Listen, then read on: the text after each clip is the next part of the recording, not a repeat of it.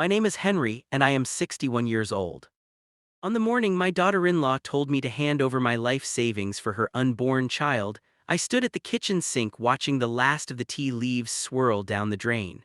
It felt like a small funeral for a life I had quietly built, cup by cup, year by year, only to be told that it now belonged to someone else. I didn't shout.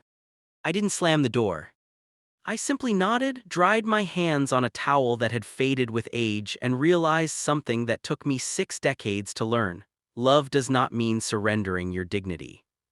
The house I built with silence. I raised my son Daniel, alone after his mother passed away when he was 12.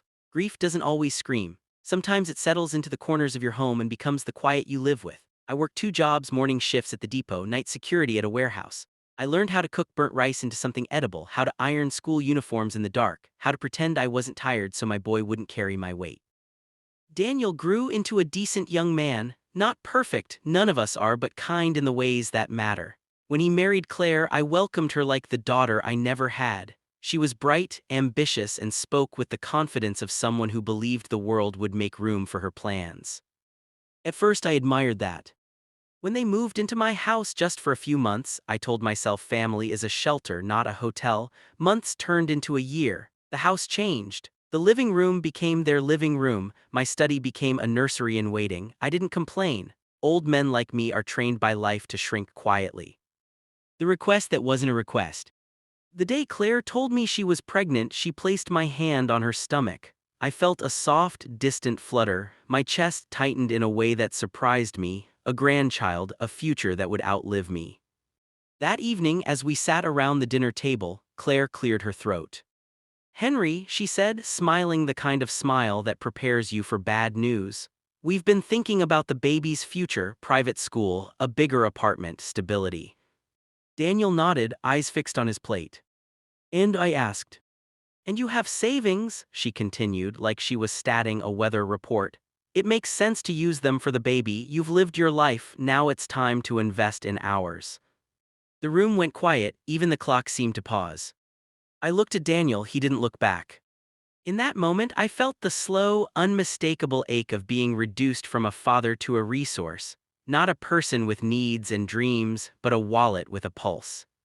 The long night of remembering. That night I lay awake listening to the house breathe. The pipes ticked. The wind whispered against the windows. I thought of all the years I had eaten simple meals so Daniel could have more. Of holidays I never took because someday felt like a luxury. Of the small account I'd built not for extravagance but for safety, for the day my knees gave out, for the dignity of choosing my own care. Was I selfish to want to keep that? I walked to the study and opened the old drawer where I kept letters from my wife. In one, written before she passed, she said, "Henry, don't disappear into fatherhood. Our son needs your love, not your erasure." I cried then, quietly, like men of my generation were taught to. The decision no one expected. The next morning, I made breakfast as usual. Claire talked about baby names. Daniel scrolled on his phone. I nodded along the way you do when your mind has already crossed a bridge your body hasn't reached yet. After they left, I went to the bank. I didn't withdraw my savings to give them the money. I withdrew my savings to give myself back my life.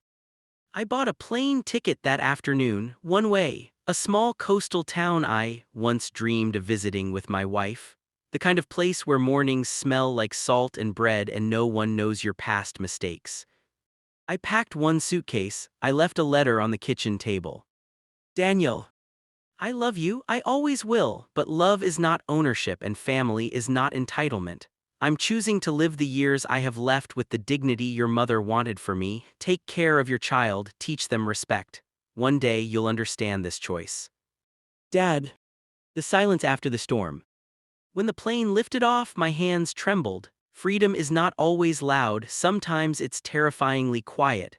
I looked down at the shrinking city and felt a strange mix of grief and relief. I wasn't running from my family, I was running toward myself.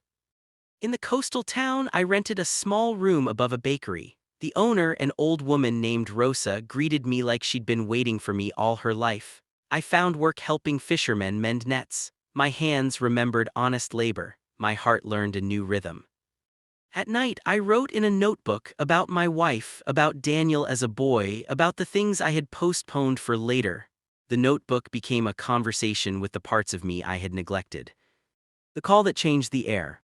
Months passed. One evening my phone rang. Daniel's name lit up the screen. "Dad," he said, his voice thinner than I remembered. "I didn't understand. I thought you owed us. Claire and I fought after you left. She said you were selfish.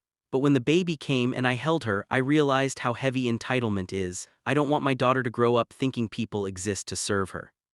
I closed my eyes, the ocean breathed behind me. "I'm sorry," he said, "I miss you." "I miss you too," I replied, "but missing someone doesn't mean taking from them, it means respecting where they stand."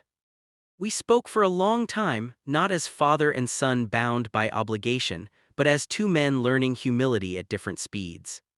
The visit. A year later, Daniel came to see me. He brought pictures of the baby. He didn't bring requests. We walked along the shore, the sand cool between our toes. He told me about his struggles, his fears of failing as a father. I listened, truly listened, the way I once wished someone had listened to me. "I want to be the kind of parent who gives without erasing himself," he said. I smiled. "That's the lesson your daughter will thank you for." The moral. Here is what 61 years taught me. Love is not measured by how much of yourself you give away until nothing remains. Family is built on respect, not entitlement. And it is never too late to choose dignity over silent sacrifice. If you are reading this and feel like your worth has been reduced to what you can provide, remember this. You are not a bank. You are a human being. And your life, no matter how late it feels, still belongs to you. Moral of the story. True love supports others without demanding the erasure of your own life. Respect must flow both ways in a family, and it's never wrong to protect your dignity, even from those you love most.